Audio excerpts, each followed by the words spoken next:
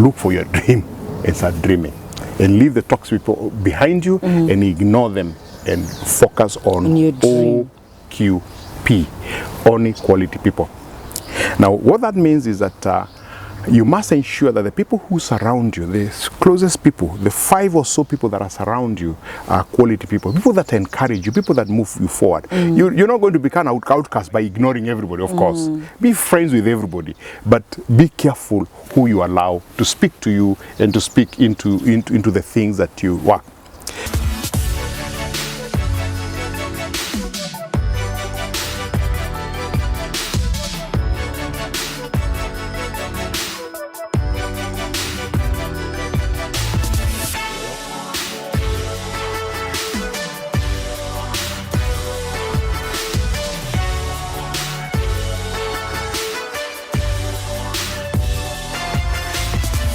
Hello my viewer, a very good morning, watching you from 254. My good name is Martha Soipan and I welcome you all to my YouTube channel. Karibu sana. Good morning, good afternoon, good evening, whatever time you're watching us. It's another bright day, we thank God. And today I'm so excited and humbled again because we talked about the other time with Mr. Alex Mwathi about the purpose of your life and getting to know who you are. And today we have an amazing topic once again for you, so that you can continue knowing more about yourself. And as you can see from the topic above, I'm very sure you're going to love it. And without any more interruption, allow me to welcome him. Hello. Hello, good morning. Good morning to you. Okay, fine. And good afternoon, good evening, whatever time you're watching this telecast. Yeah. I'm so humbled once again for this amazing invite. I feel I'm privileged to always come again and again, and even seeing the response of my viewers. They're very happy of what you're teaching them and enabling them to get to know their purpose in life.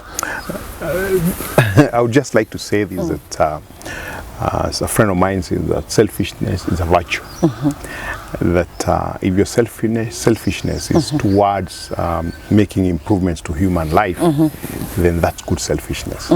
And I say this to say that for me, this is an opportunity to be able to do what my purpose is, to inspire people to reach their destiny, because that's my purpose in life.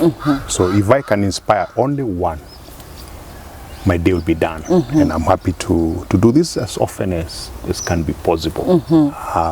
As long as God gives me breath and gives me a brain to be able to say those things that needs to be said. And I think for today, without much ado, I thought that we could tackle one subject that is normally very interesting. While all the time I like talking about the positive, today I would like to talk about the negative. And this is, what are some of the things that kill our dreams? Remember last time we talked about that you're going nowhere without a dream, without a vision, without a desire for that which that you want to do. It's a very difficult journey on earth, and that's why you find a lot of people in depression, a lot of people losing hope, a lot of people not knowing what to do because they haven't sat down to be able to think about their dream. And remember, we agree that a dream is that which that you feel very strongly about. It's a thought that God drops in your head, in your mind, as you meditate, as you walk around. He keeps showing you problems that you can solve. That becomes your direction of a dream. And I think we dealt that in much detail. And if you remember also, we define success as doing what you like and getting people to pay it for you. Which means if you find your dream, your vision, most probably is something that you love doing. And when you love doing something, you just need to look for people to pay you for doing it. Because whatever you do, whether you're an artist, whether you're a musician, whatever you are. Now, as you seek your dream, there are certain things that kill the dream or the desire to achieve that dream. And some of them is, the key one in my mind is fear of failure. Because fear of failure stops us from getting started. Because every time we start thinking about what it involves to be able to get where I want to go, if it's a dream, It's got to be big.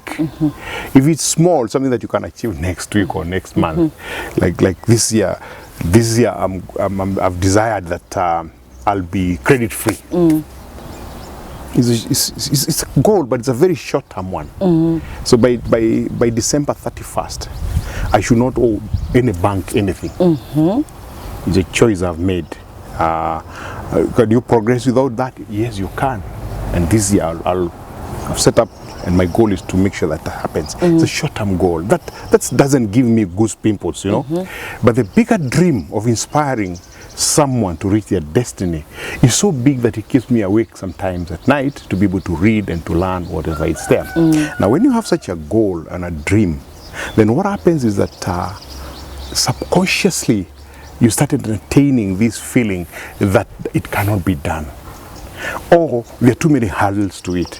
Because if your dream is big enough, it's something that will keep you awake. It's something that will keep you glued to something. And remember, it will call for action. Fear is defined as false evidence appearing real. And the more you let that false evidence run in your mind and thinking that maybe this cannot be done, maybe this cannot be done, what will happen within time, you will believe it. And it's for me, it's one of the biggest dream killers in our lives. That when we think about the possibility of not achieving what we want to do, then it paralyzes us. And I want us to, this morning, whatever time you're watching, to start thinking that thing that you must do was not put there by yourself. It was not put there by your friends. I want to suggest to you that that dream, that feeling, that thing that you feel that you need to do was put there by God. And if God put it there, He'll bring it to fruition. I'm reminded of the story of Joseph when he was dreaming. You know, Joseph was a dreamer. He dreamt, and one day, if you remember, he dreamt that his brothers would bow before him. He had no clue what it was.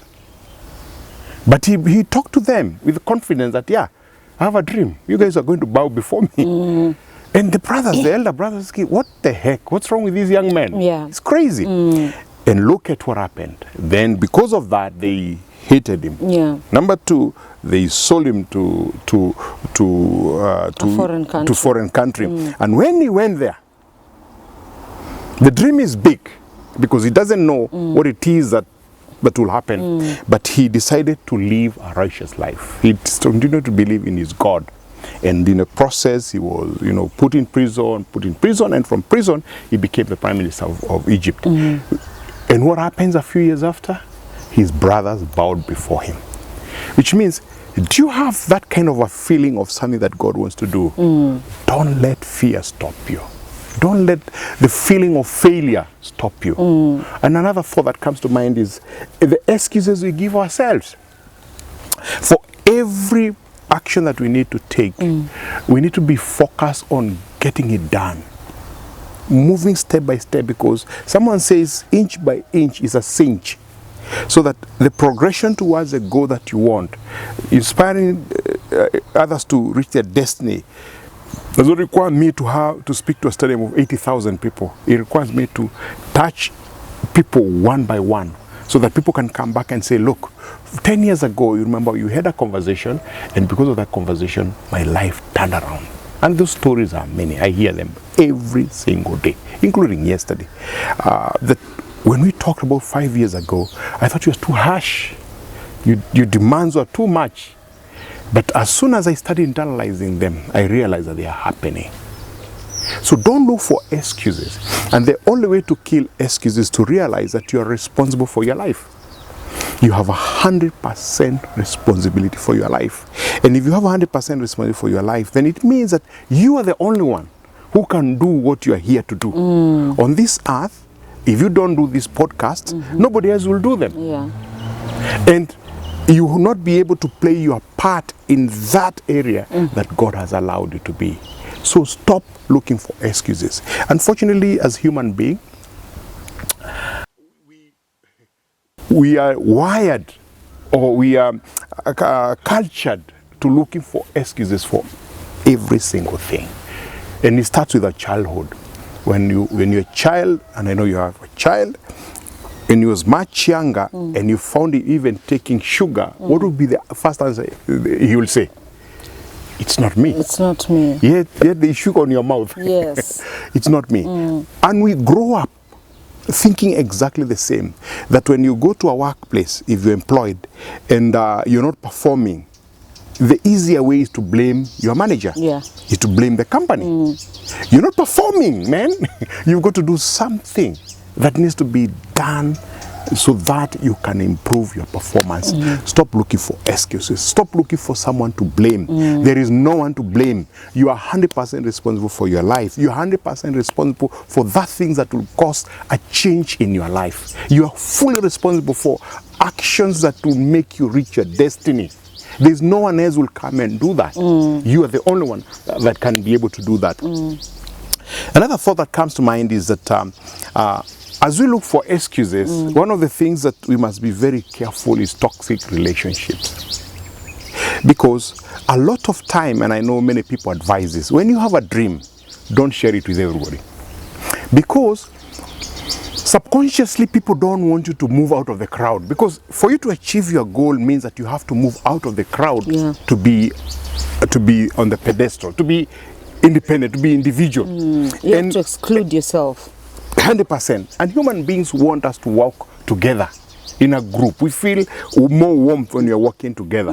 And that's why people become very toxic. It could be your brothers, it could be your sisters, it could be your parents, it could be anyone else that becomes toxic to you. You must look for people that will give you comfort, that people who will support you.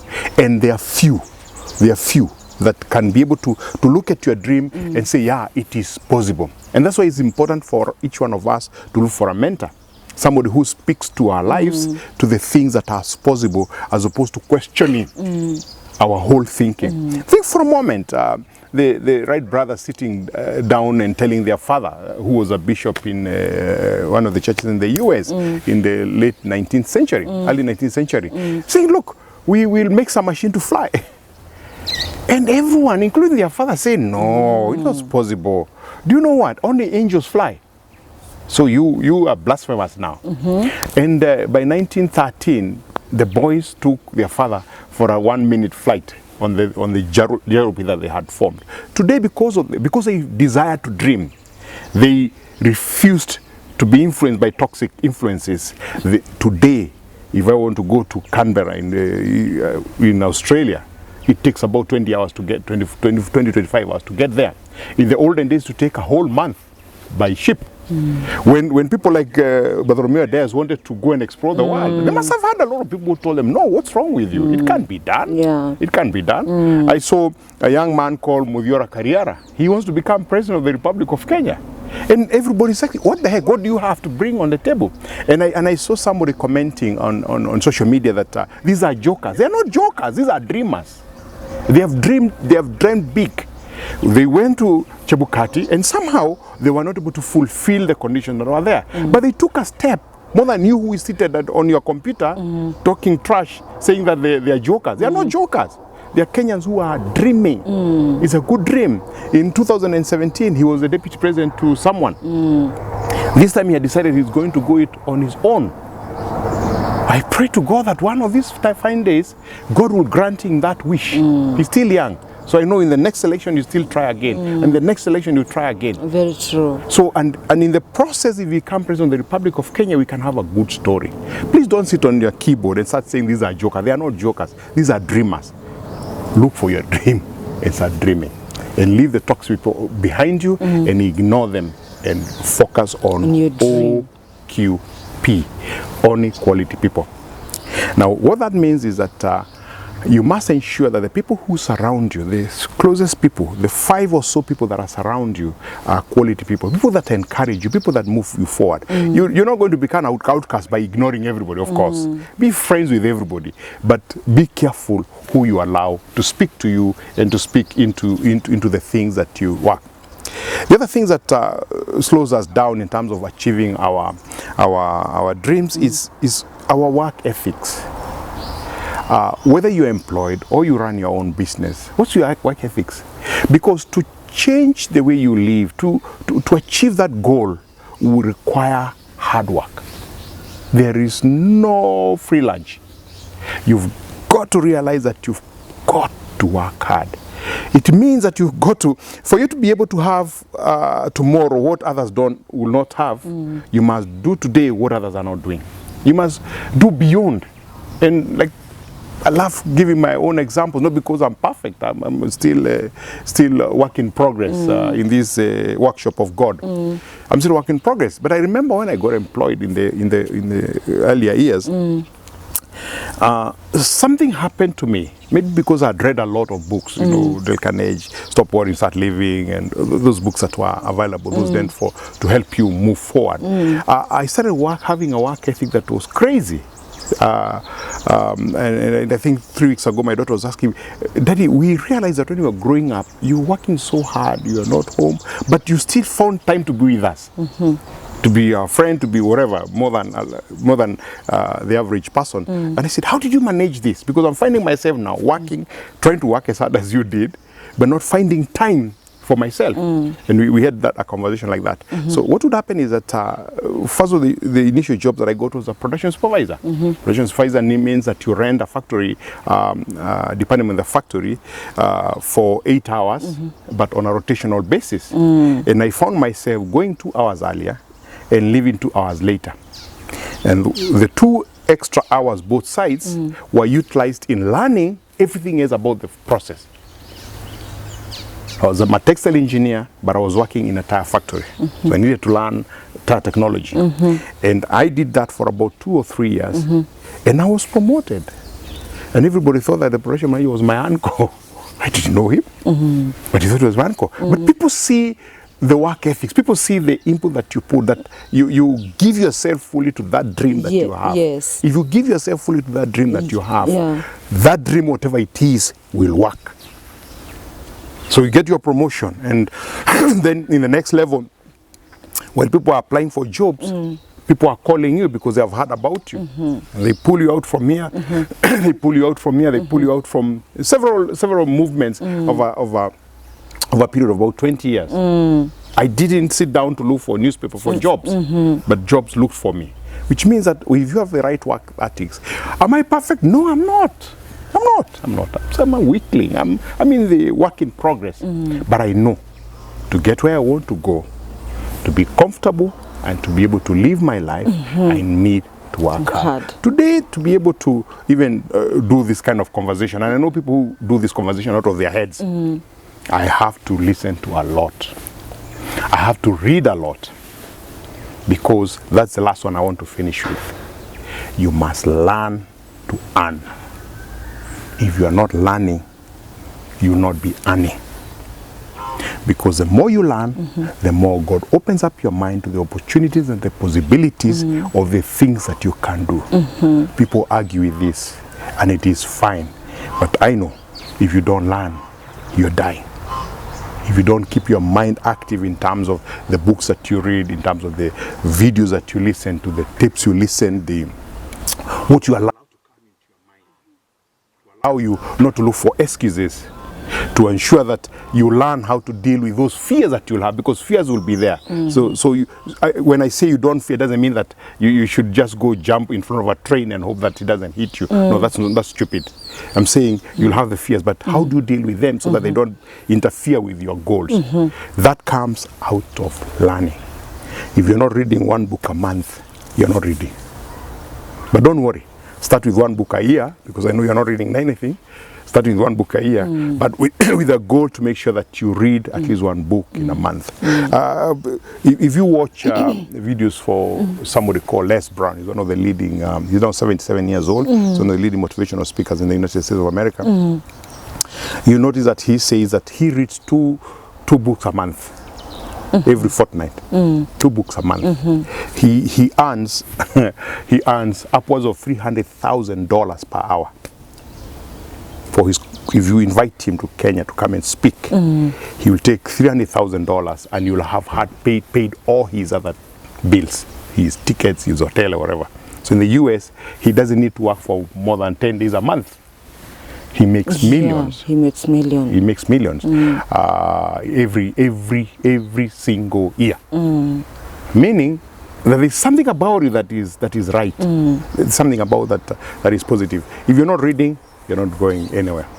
May God help us that we look at these issues with the seriousness they deserve so that we can be able to progress. Thank you and God bless you. A quick one, Mr. Mwathi. A lot of people will ask, as much as we've said we disconnect ourselves with toxic people, how would you know the OQP that you've talked about, the only quality people? Simple experiment will be this. Today, get a piece of paper and write down the 10 people that influence you most. 10. Put a list down. Okay? Once you put a list down, most probably you find that your brothers and sisters are not part of that, because those are your close people, but they don't influence you on a day-to-day basis. They watch you. Some of them help you. Majority watch you. When you put those people down, next to each name, you must ask yourself, on a very serious note, having seated in your room alone, what does this person do to me? So it's Martha Soipan. What does she do for me? She encourages me. Yeah. The last time I talked to her about the dream I had, she had all reasons why it can't be done. When I told her, she was so excited and happy for me. You give a tick. Okay. The next one is James Joroge. He's just around me. If you're a drinker, he's just a drinking buddy. You put across. Then get the top ones that do something for you. Positive. Yeah. Those are the people that become OQP. Okay.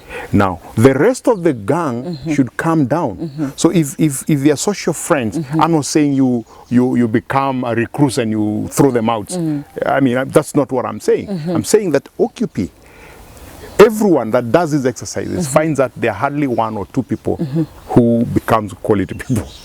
Okay, another question. So these are the people, you keep your contact with them, but now you know how to deal with their conversation, how to deal with their relationship, how to deal with the way you deal with them. OQP, by the time you get 5, you'll be having at least 2 mentors in that group. Okay, I know this question will be asked by many women, and I'll just talk on their behalf because I've not seen a lot of men reaching out with this question. But most women are in marriages, but they are kept in the house, yet they have dreams outside. But you're always told by your husband, I'm giving you everything. Where are you going? How do you deal with such a woman? That's a difficult question because it's a marriage counselor's issue. No, just help us here. Now remember when I talk about people going for their goals, I'm not separating men and women. I'm not saying this is for men and this is for women. So this applies to everyone. And remember that you got to make the decisions that are right for your progress. And those decisions sometimes may cause, whether you're a woman or a man, may cause you to change who you are. As a matter of fact, you're not going to be able to achieve what you want unless you change. Unless you change. And remember what you say that earlier, that selfishness is a virtue, which means that I love my husband, I love my children, I love my family, but I got to be selfish on this one that I have purpose here to achieve on earth, and I need to go after it. You got to negotiate with him. I don't advocate for divorce, but if you keep conversing with someone, they should be able to change and allow you to follow your dream. A lot of time what happens is that if somebody with authority over you goes against what you think, we become defensive, we become rude, we become combative. That's why you cannot change anybody's mind. Just remember Delilah and Samson. How did she get to cut his hair? By being pampering and all that, being negotiative, being appreciative. So if you become arrogant, and I know a lot of people tell me that that's why some women are being killed because they stick in marriage that are sticky. That's a marriage counselor's issue. But my issue is there is a way to every man's heart, and your dream is your dream. You work on it and get it done, irrespective. Just remember, If you're to achieve your dream, you're going to become a different person from who you are today. Wow, wow. And that is important to remember. Oh, wow, wow, wow. That's amazing. That's amazing. That's amazing. I'm very sure my viewer has learned so much, so much. Myself, I've learned so much. I'll work on the OQP from today henceforth. Very good, very good. Yes, because I don't want any of my dreams to fail. Thank you. And I've, as much as I'm working on my OQP, I'll still also distance myself from people who are not bringing any benefit in my life for me to achieve what I want to do. And I'm so happy, I'm so happy, I'm so happy. Once again, to my viewer, I'm very sure you've learned something. And you can reach out to Mr. Alex Mwathi on the numbers and the website going down below your screen. Once again, I want to say a big thank you to all of you who have always tuned in to watch every content that I put up there. Thank you so much. Continue subscribing, liking, commenting, and sharing. Until next time, God bless and shalom. Bye-bye.